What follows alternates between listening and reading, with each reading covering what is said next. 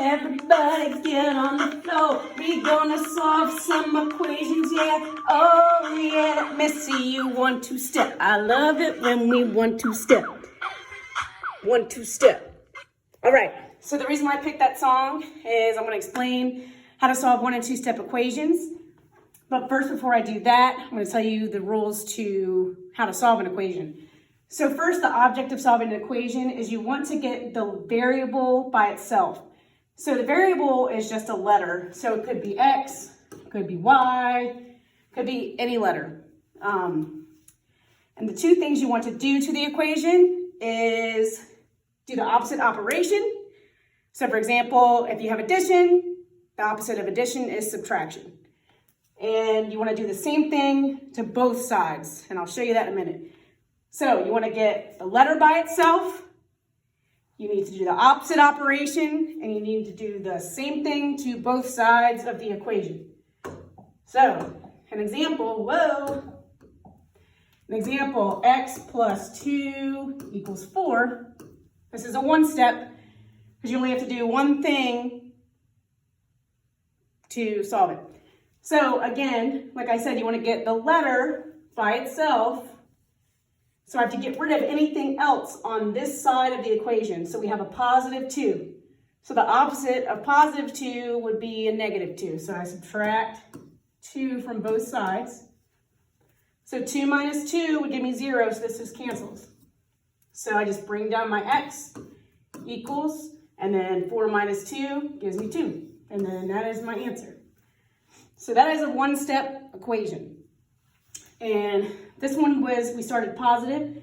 So I'm going to show you, we have x minus 5 equals negative 2.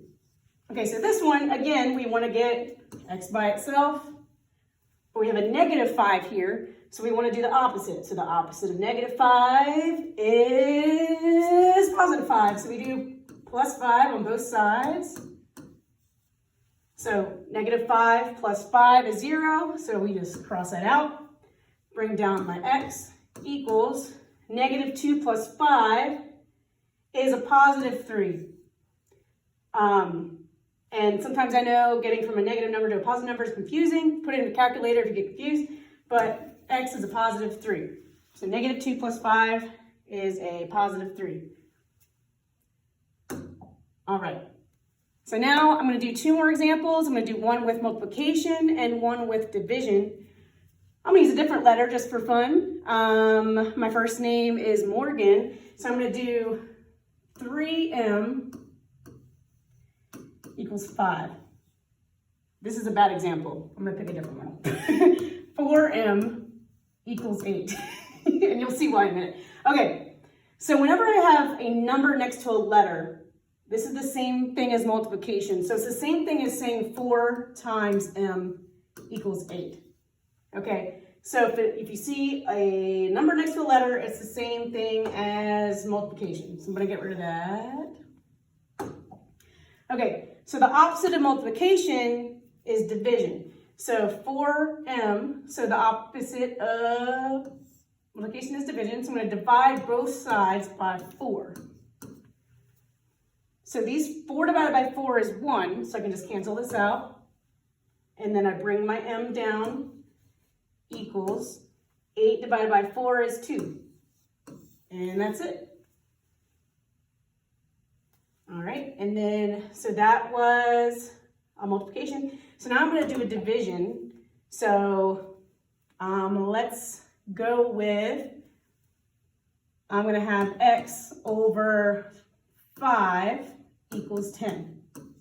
Okay, so when I have this, I need to get rid of this fraction. So the opposite of division is multiplication.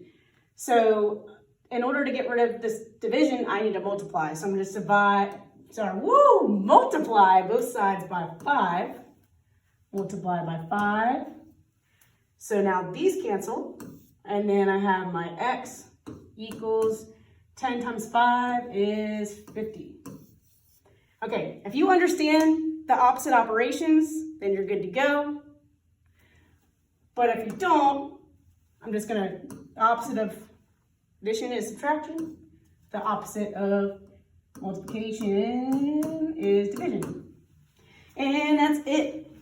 And I'm gonna do 2 steps in another video so you don't have to sit here and watch me for 10 minutes. Yeah. This is my first video, y'all, don't judge me. All right.